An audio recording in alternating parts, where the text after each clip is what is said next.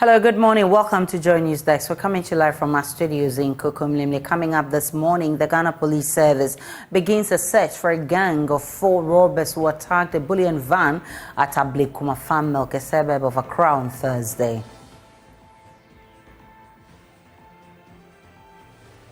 Speaker of Parliament Alban Bagman directs Finance Minister Ken Ofori-Atta and his colleague Works and Housing Minister Francis Asenso-Boakye to appear before the House and brief MPs on the preparedness to prevent floods with the onset of the rains.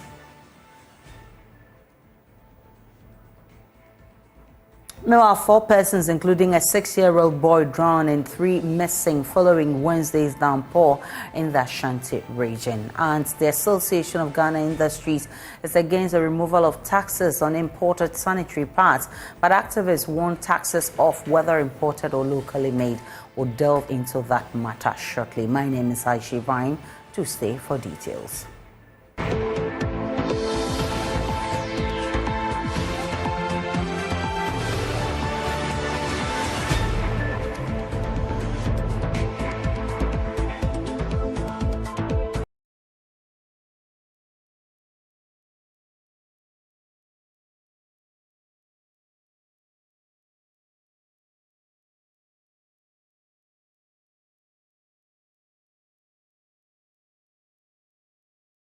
Many thanks for choosing us. The Ghana Police Service says it has started a search for a gang of 4 robbers who attacked a bullion van at Ablekuma Fan Milk, a suburb of Accra on Thursday. The robbers, according to the police, shot the officer who was providing escort for the van. Now, the police in a statement said the officer subsequently passed on. The police has therefore expressed its condolences to the family of the deceased officer. Meanwhile, it has assured the citizenry it will not renege until the suspects are arrested and prosecuted. The last major bullion van attack that led to the death of a young police officer coincidentally occurred in June 2021 at Jamestown, a suburb of Accra. It was carried out by a gang of 6 robbers. It later emerged that among the robbers were police officers who killed their colleague in order to protect their identities. Following that incident, the Ghana Police Service expressed concern about the limited protection for its staff because the banks were not using the right bullion vans to move money from one point to the other. Let's speak with my colleague Maxwell Agbagba, who is in that community where the incident happened with more. Agbagba, what can you report from where you are now? Hello, Maxwell. The Ablekuma farm. Hello, Aisha. Hello, Aisha. So this is the Ablekuma farm milk community where the shooting happened. As you can see, this is a busy stretch of the road. Usually you have a lot of vehicles plying these routes. Some of the residents and some of the people who work here, who we have been interacting with, tell us that the incident happened sometime around 1:30 p.m. They said at that time it wasn't really busy. Armed men, the armed robbers, actually got the chance to bolt, to run away, use this. Are not. You're told that after the robbery here at the Star Oil,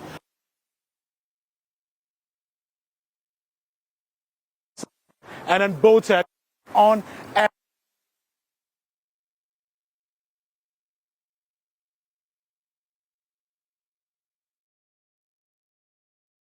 Motorbike at a point at Ablekuma Cave, we are told they abandoned their motorbike and then they continued the journey in a vehicle.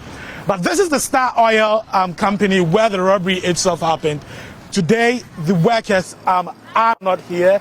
Nothing is happening here. We've seen quite a number of vehicles coming here to buy fuel, but there's nobody been here for the past 2 hours. We're yet to see any police presence or whatsoever here. Nothing really is happening here. It's just another company, we're told, just conducting regular business here. But I have a gentleman who witnessed all of that.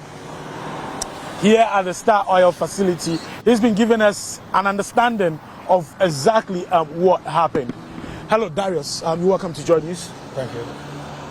You were telling me earlier that there was no military escort for the cash-in transit vehicle that pulled up here at this fuel station.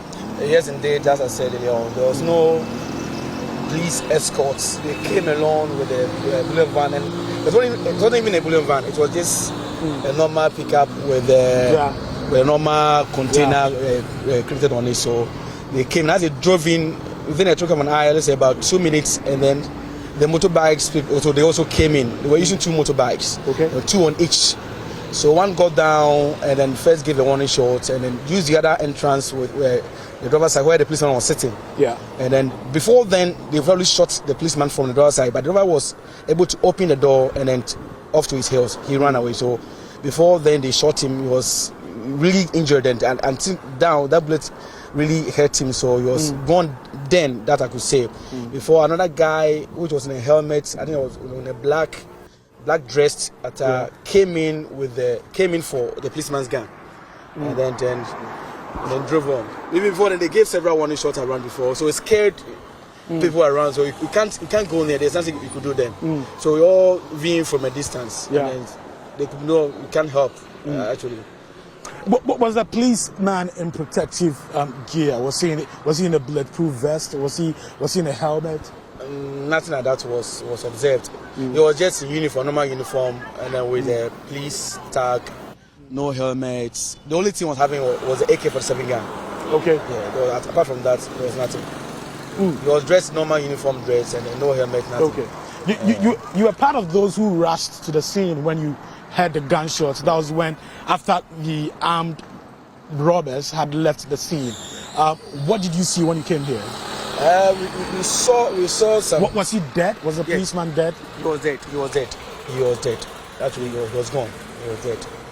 We saw him breathing, but it wasn't coming on. It was just at the point, pop, and then it was dead. So before they held him into a vehicle, he was already gone. Yeah, he was already gone. That's for me. Yeah, he was already gone. So how many gunshots did you hear?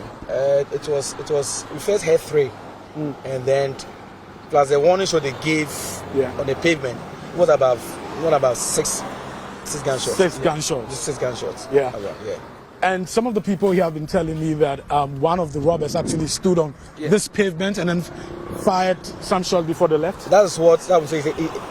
That one scared most of us. So he stood on a pavement and gave several warning shots. That nobody could come near. So the other 2 bikes, one used the U-turn and the one crossed the road to the other side, and that was it. Tell me, so for you, for you, the residents here in this neighborhood, many of the people I've been trying to speak to tell me that they cannot speak because they are still terrified by what they saw yesterday. Sure. What is it like for you as a resident here in this community? It's scary because we don't know what's trigger next.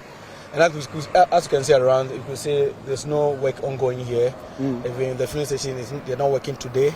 Even as of yesterday after the incident, most of us closed from our workplaces and all that. So there's tension here, I could say, because who knows? But maybe some of them can send experts to come and just see around again and all that, and then just see what's going on. So we're in a terrifying mood, and it's quite unfortunate happening yesterday. Yeah, it's. Some people I've been interacting with are actually surprised that they were able to cross the road to the other side. What was the traffic situation on this stretch, on the Accra-bound stretch of the road? Yesterday it wasn't. And again, to the traffic lights were not working. As I said, it wasn't working. That could have been slowed down movements. So there was normal free road. That also helped them to get easy access to move away. So they didn't even use the U-turn. They crossed to the other side and then they drove on. Okay. So that was actually what happened. Okay. But finally, you were saying that there was no military escort for the cash-in transit vehicle. No military escort for the van. No military escort. No military escort. There was only one policeman. And then also I think I said it, per observation after the incident, we saw that the windows of the vehicles, if that the front side was rolled down. So one could tell. I don't know. We can't ever tell what happened, but it was rolled down. So that's it. So thanks so much, Darius. Thank you. Okay. So what you can see right now, these vehicles pulled up here to buy fuel. Obviously not aware of what happened here. What happened here yesterday. Let me try and find out. Hi. Good morning. My police commander called me from headquarters. Your police? ASP Ofe. Okay. Yeah, so I want to come here. Oh, okay. I came here. Are you a policeman? I'm a Asaf. I'm looking at Asaf. Oh, Asaf Watcher for this area. Okay. Can I speak to you? You can speak to me. What do you make of what's your name, sir? First of all. My name is Asaf Tono. Okay. Maybe you want to come out. I don't know if you want to come. Yeah. So it's okay. I'm sure you're obviously concerned about what happened here yesterday. Asaf Watcher. Yeah. You are one of the traditional leaders. Yes, sir. I'm sure you are. I'm a Safache for ablekuma Okay. here. I'm sure you are concerned about what happened yesterday. I'm at my palace where I hear. Say some robbing happy for here. But since yesterday I never come here. Okay. Only today I did for palace where one of my police commander ASP. This is him. Where he called me say I should meet him here. Okay. That's why I came here. Is that him? Yes, sir. Okay. So tell me, how concerned are you about what happened here, and what are you going to do to help? I want to help. I want to help. When I see any robbing or anybody where is having gun, I have to make police know. Then we arrest them. The only thing I want to do with that, so only thing I want to help Ghana government, Ghana police. I want to. And you think you have information that can help the police? I want to now before me to I want to make investigation. So anywhere I can get them, I will let police know. Okay. Thank you. So you just had one of the traditional leaders from ablekuma here. He's here actually to meet the police commander for the area. Yes, sir. He's sitting in his vehicle. He tells me that they have a meeting and it's about the shooting, that happened. I'm not sure the police commander would want to speak to me, but let's still try. Hello, Commander. He's in his vehicle right now meeting the... Hello, Commander. Okay. He says he doesn't want to speak. Investigation still ongoing, and they will trust that the police at this point would want to engage all the people they think can help provide information that will lead to the arrest of the suspects. So that meeting is ongoing in this vehicle. The police commander for the area meeting that's of this community, one of the traditional leaders of this community, to deliberate and discuss the shooting that happened here. Hopefully, something positive would come out from that meeting. But finally, lastly, my name is Gaza, victim from ablekuma. you are with Asaf Tono. Okay. Yeah. What happened for yesterday is bad, Charlie. It's too bad. You were with the Asaf Watcher, but what, yeah. what exactly do you do in this community? We are the leaders who control something bad. You see, when you are doing something bad, we can tell you other. If you want to do something, you want to do something bad against our chief or something. Okay. We too, we are around. We know all the boys. If you know all the boys, we know all the area boys, so we are investigating. When we see something, we can talk to the police, and the police will come forward. And because wait, so is it you think that the people who committed this dastardly act come from this? They are not this place. I'm not sure they are not this place, because this place you can't be this place and be doing this thing for here, because we are all working underground, because you can't be stay this place and do bad things. I'm not sure they are from this place. Okay, thank you very much for talking to us. So that is what is happening here in this ablekuma fan milk community. A lot of people are still terrified by what happened yesterday, but we will still be here and be following closely to see what the police and other security agencies will be doing here to help them arrest the perpetrators. One thing I want you to confirm for me before you leave us is whether we actually, the police, the robbers actually went away with some money from their van. That's we do not know yet.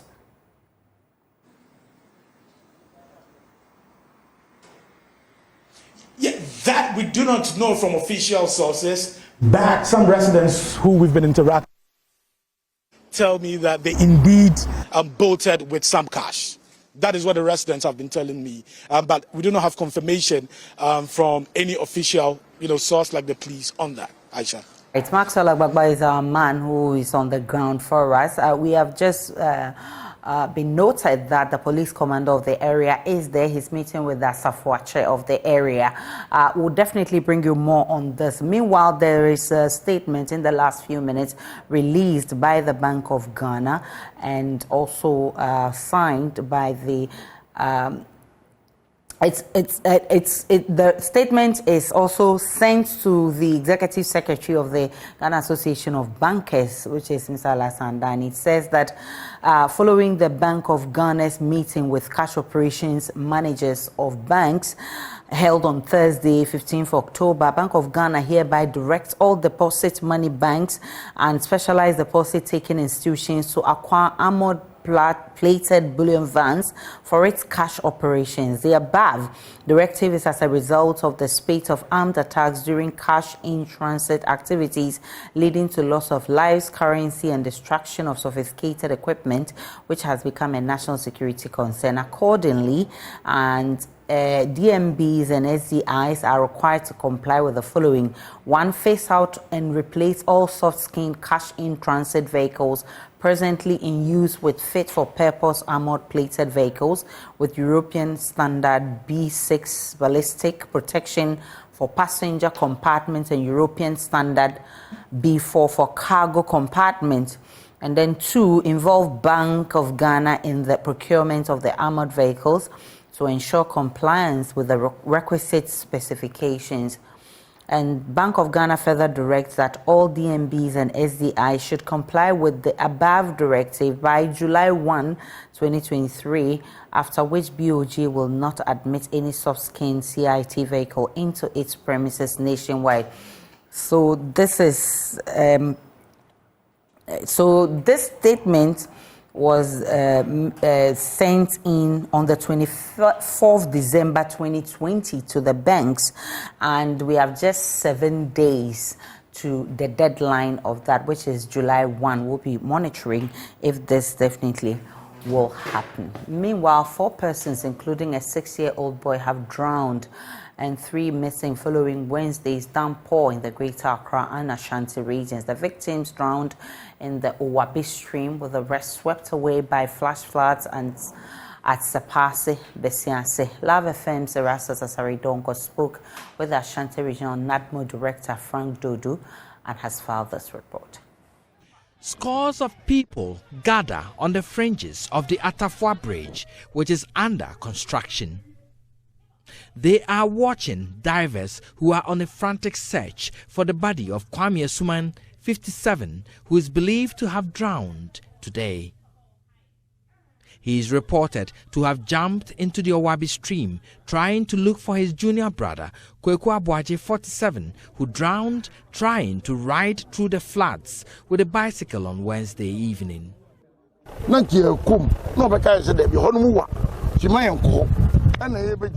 were told that this part was deep, but he took the other turn to get to the other side. All we heard was he calling for help. We assumed he had found his junior brother. I later realized he was drowning, and I could not swim. People wail as his body is retrieved from the stream. Now, 2 people have drowned here at Atafua Bridge. This is the Owabi stream, and it's a flood-prone area. When it rains, the whole place floods, and so vehicles moving to Barikese and its environs cannot use this end. So in all, 2 brothers, all in the same family, have drowned here at Atafua Junction. Yao Asamoah is a relative of the 2 victims. I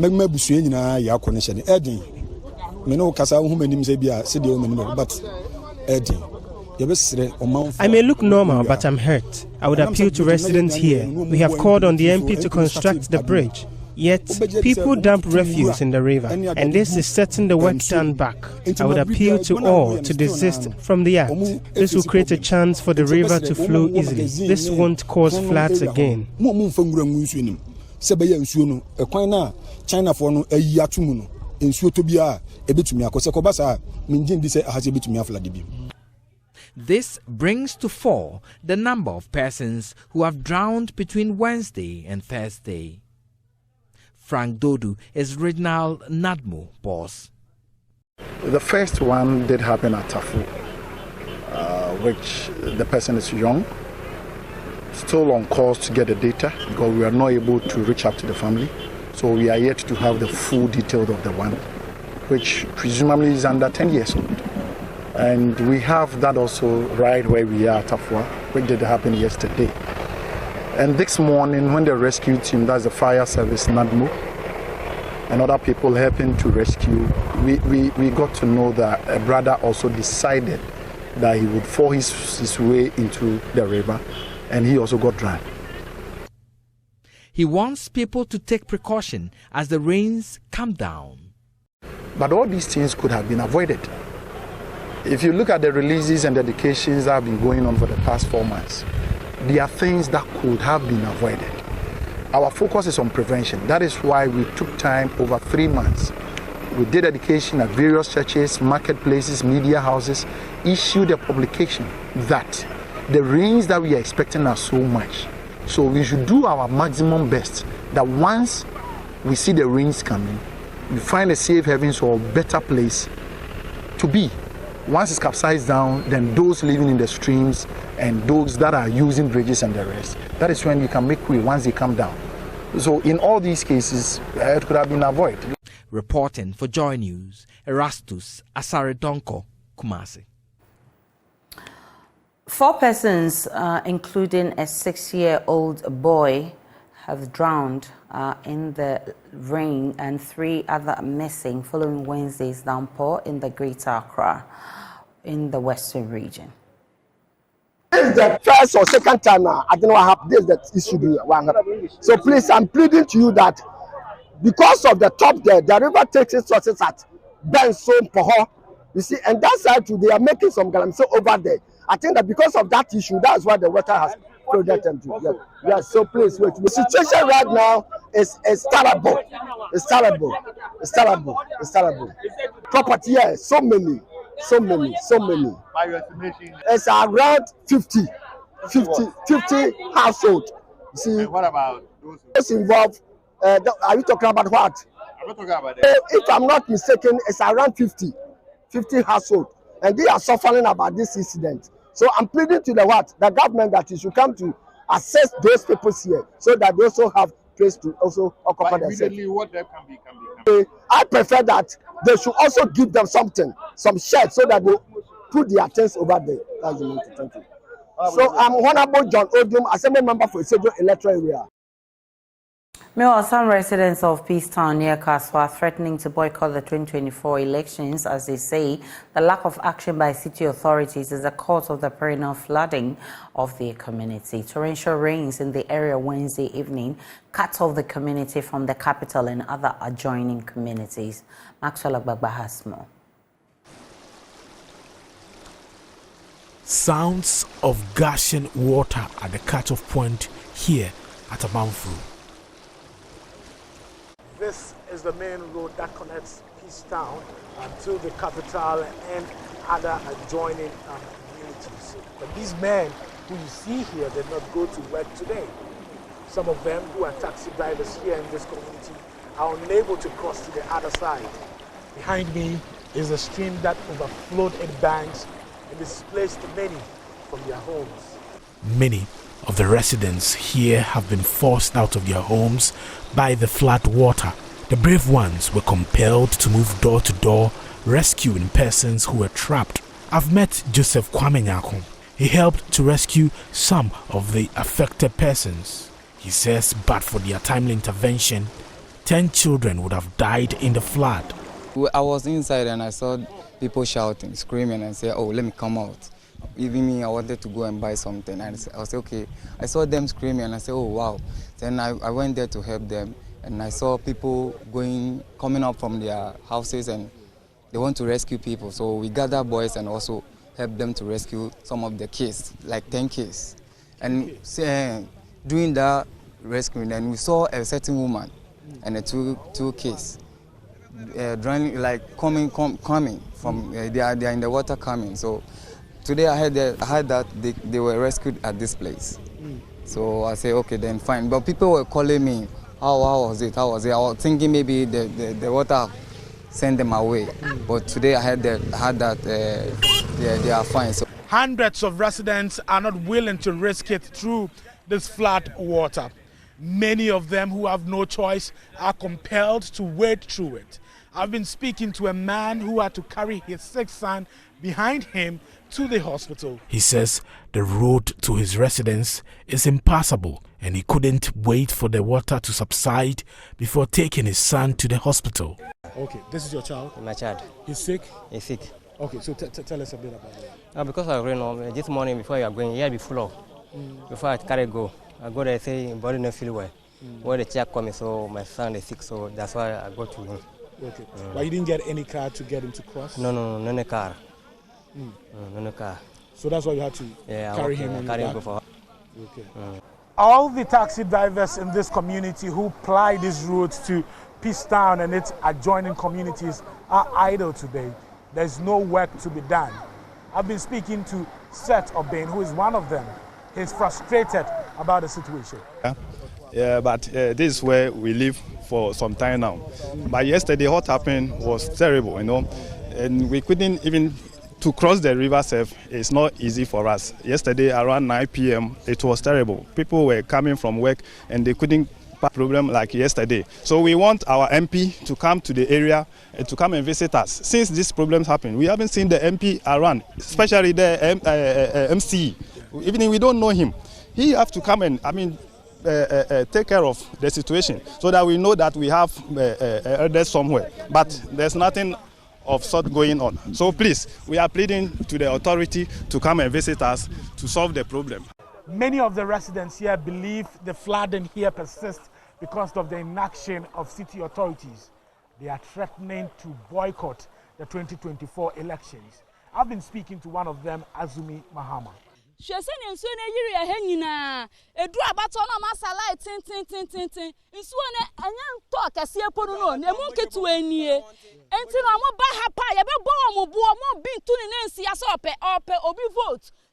says, look at how we have been displaced by the flood.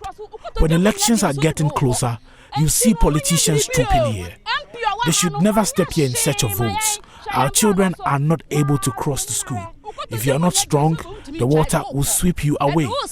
Our MP does not do anything for us. He shouldn't step here, an angry Azumi Mahama said, with tears in her eyes. Speaker of Parliament is firing salvos at government demanding an immediate removal of taxes on sanitary pads. There's been a rise in calls on government to remove the taxes, with protesters picketing Parliament and making similar demands. We'll hear from the Speaker of Parliament shortly, but first, Amma Pratt, together with her father, Kwesi Pratt, led a group of protesters to petition Parliament and demanded the removal of the taxes. This is about the taxes on sanitary pads. We are saying that it needs to go away. We can't continue something as basic and, humanity at its core, at its base, like periods. I mean, of all the natural things there are, this is the most natural. You can talk about condoms. I've heard arguments about condoms. Somebody can choose to use a condom or not. I've heard people talk about giving birth, childbirth. I'm like, you can choose to have a child or not. When it comes to periods, I mean, as a female, as soon as you hit a certain age, whether you want to or you don't want to, you will have your periods. There's no choice here. It just is that natural. So, I mean, taxing sanitary pads at best is unquestionable. It's something that should not happen. And we are not just talking taxes, we are talking luxury taxes. I mean, what is luxury about wanting to manage your period? And here, I hope you permit me to be as graphic as I can. This is you making sure that you don't walk around literally bleeding and having blood oozing from, you know what I'm saying? So if you want to tax that, then let's look at all the effects it has on Ghanaian women, on women actually globally. Let's look at the girl child who is struggling with food, struggling with water, struggling with trying to get a school bag or school uniforms. Then on top of that, what she used to buy for 5 cedis, suddenly she has to buy for 25 cedis and above. It's impossible. So yet another impediment in the way of the girl child. So very gendered injustice. And we are saying that there's so much more government can tax. Let government tax away in other areas, not here.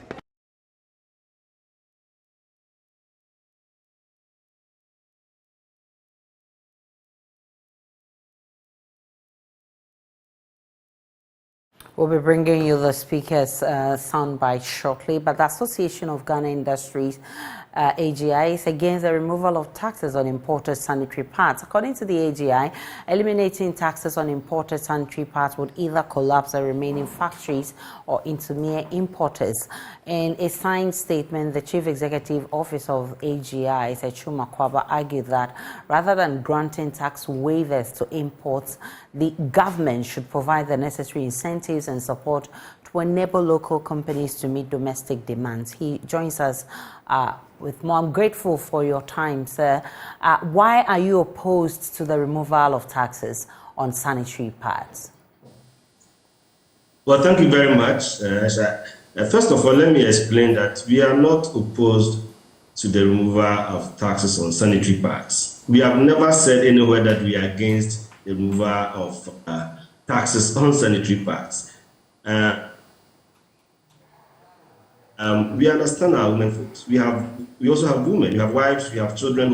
We have daughters, and we have mothers. So we really sympathize with them. We are not in any way against the agitation that people are making. We actually support the call for lower pricing of sanitary pads so that the women folks can have access to it.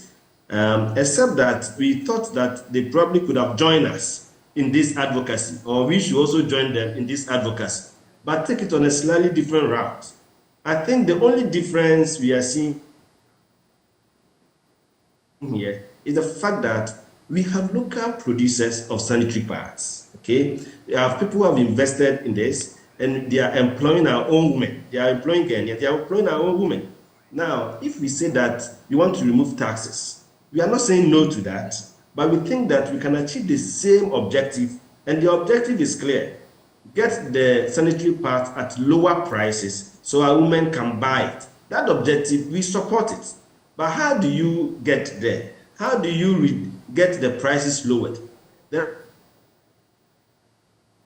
are two sources of these products on the market: local production and then imported.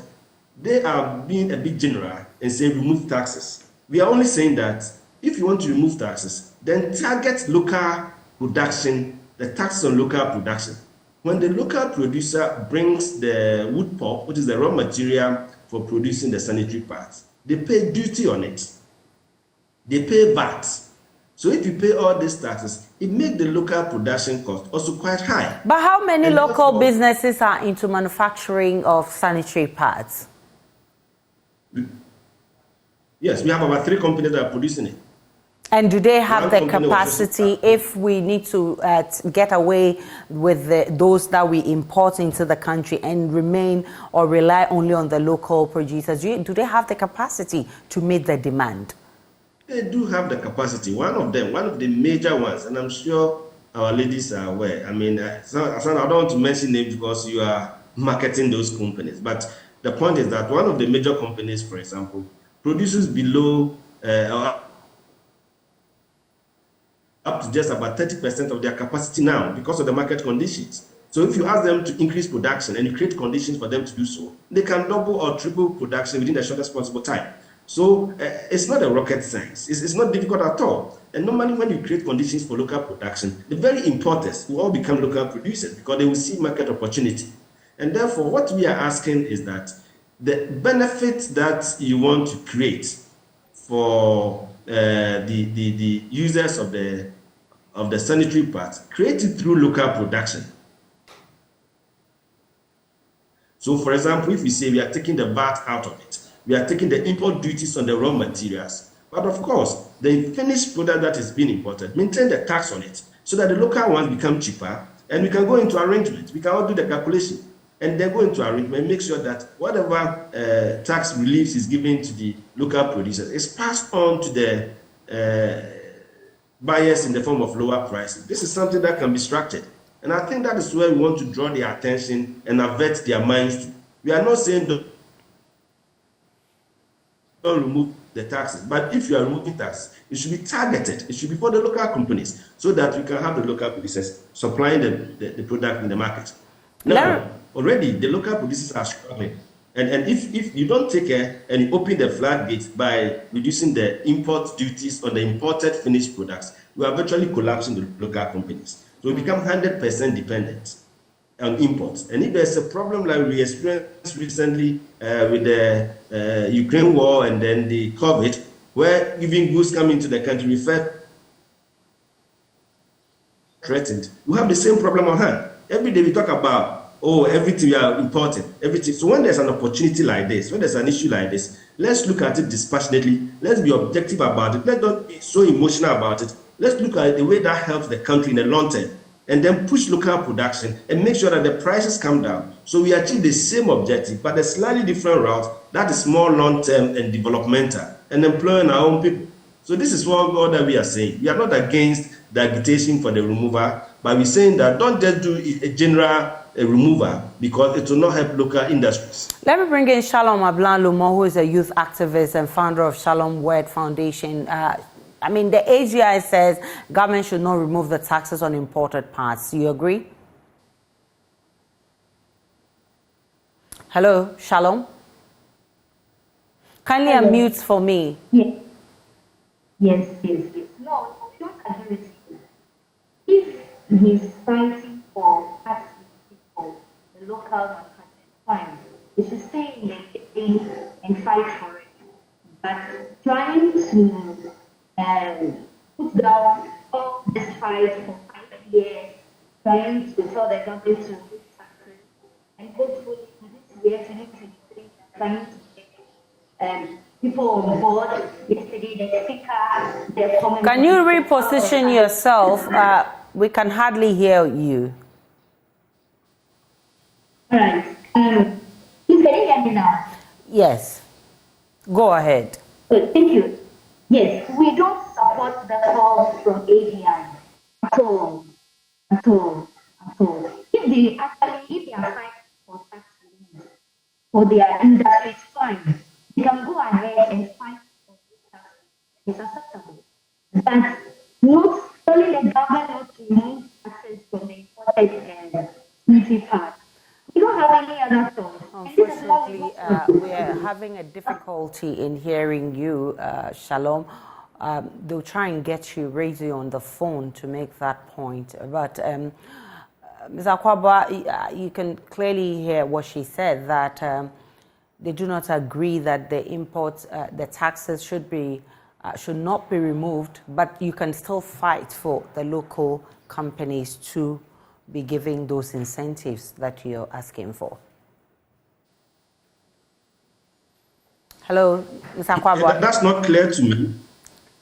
Yes, I can hear you now. So she's saying that the taxes must definitely be taken off the imported parts, but you can still fight for the local companies to be given the incentives, but they do not agree that the taxes should be taken, the taxes should not be taken off the imported parts. Well, so can she propose some of the incentives? Because incentives that are within the government's remit, it's the taxes that government has control over. The other things government can do is a subsidy. And I think that if government decides that the duties on imported products, which is a revenue to government, instead of sacrificing that, they say, let's collect it, but let's use that to subsidize the prices for the local producers, so that, subsidize it for the local users. That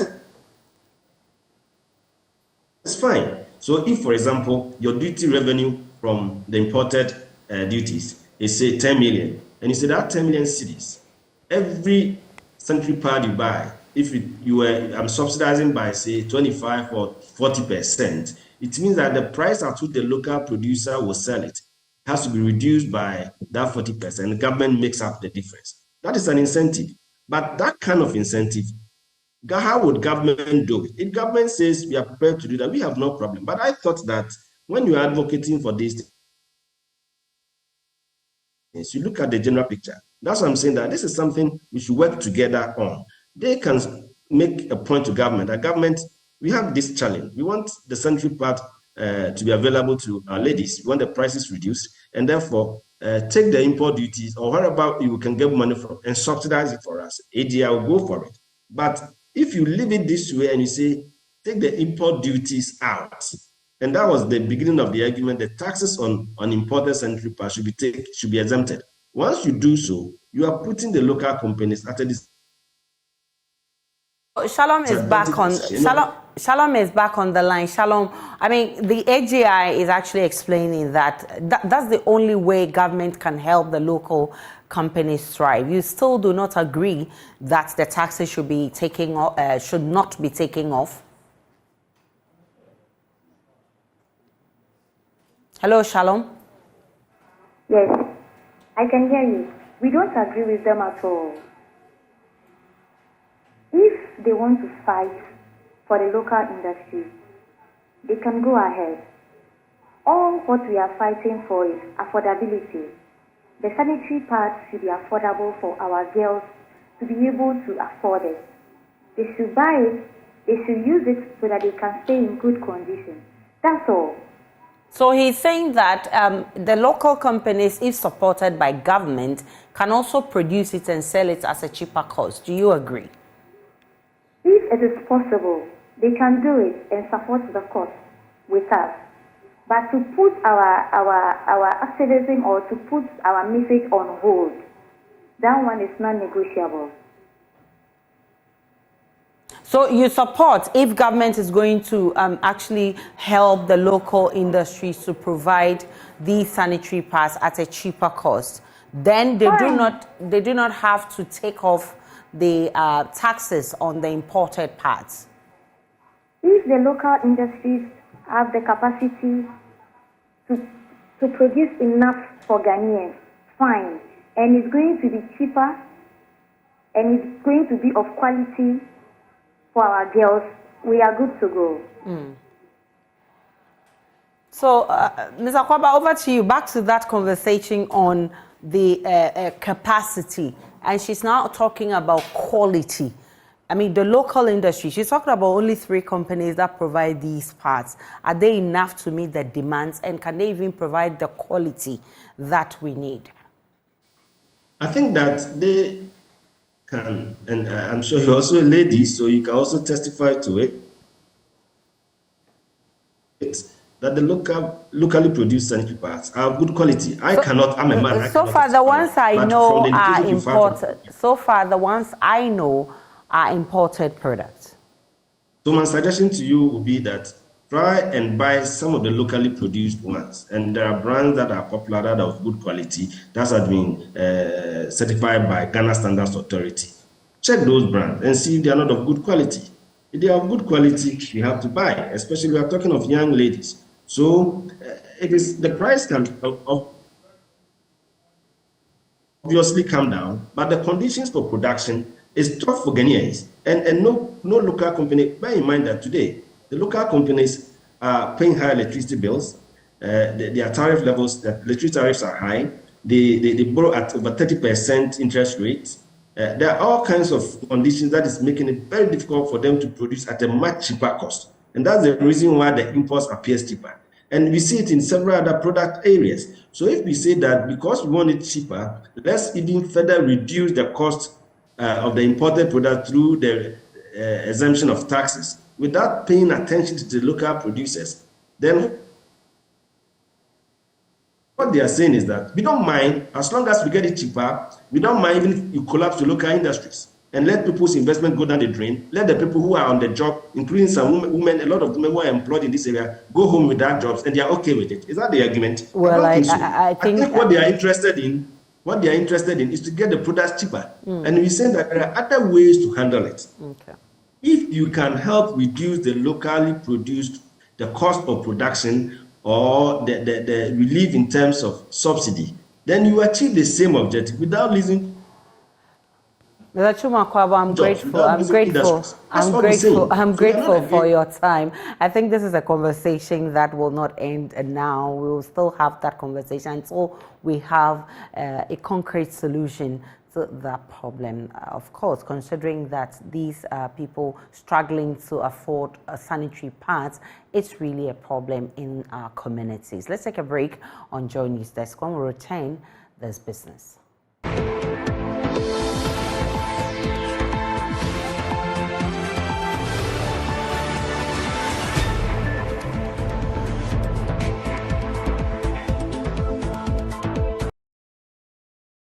Hello, welcome to Business. My name is Darryl Kwao. The Minister of Food and Agriculture, Brian Echampong, has assured that government is on course to implement what is termed as the new Ghana agricultural agenda to ensure adequate food supply without reliance on importation. According to him, this process involves the use of digitalization to improve efficiency and proper motivation for local farmers in order to produce to meet the quality standard of the country. The minister was speaking to cocoa stakeholders in Accra at the launch of the African Cocoa Exchange. At the agricultural space with focus and at a 360 degrees. We're on a trajectory of a modern, prosperous and private sector driven economy. We believe that poor farmers cannot continue to feed the rich, and therefore we have to change the trajectory of agriculture to ensure that our production can meet the needs of Ghanaians and our exports requirements.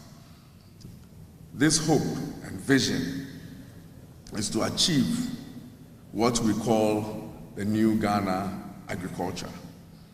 We will achieve that through digitization to drive efficiency, to improve productivity and accelerate access to government services and improve the ease of doing business.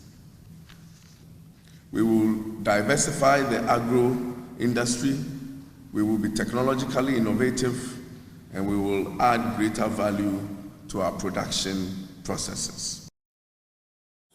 Now, telecom firm Airtel Tigo has rebranded as AT. The company says the move is to give the company a facelift and improve its operations. Addressing the media, Chief Executive Officer Leo Scalato said the change of name won't lead to job losses, but rather scale up operations. According to the company, the name change will apply to all sub-brands: AT Money, AT Business, AT Premier, and AT Insurance. The company maintained that its social media and website domain names would also change accordingly. The new name AT will also apply to all future communications, marketing materials, and branding efforts. Speaking during a roundtable discussion, Leo Scalato said AT is a bold and strategic move aimed at reflecting their brand promise of simplicity, making it easier for customers to identify and engage with the company.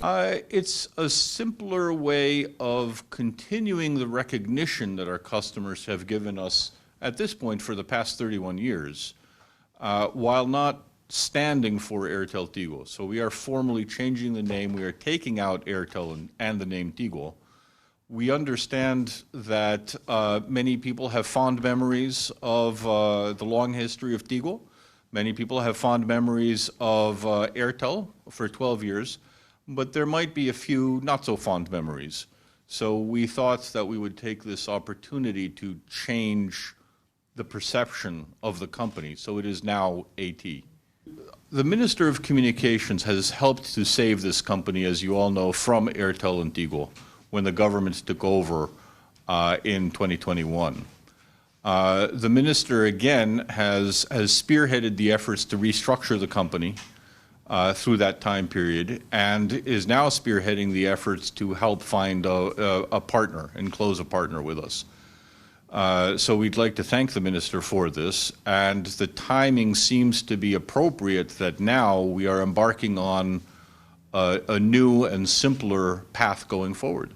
And we hope that translates to all of our customers and various stakeholders that AT now stands for more simplicity. AT Ghana says it will continue to offer the same innovative services with an enhanced focus on user experience and customer satisfaction. And that's business. Thanks for watching. The news continues after this break.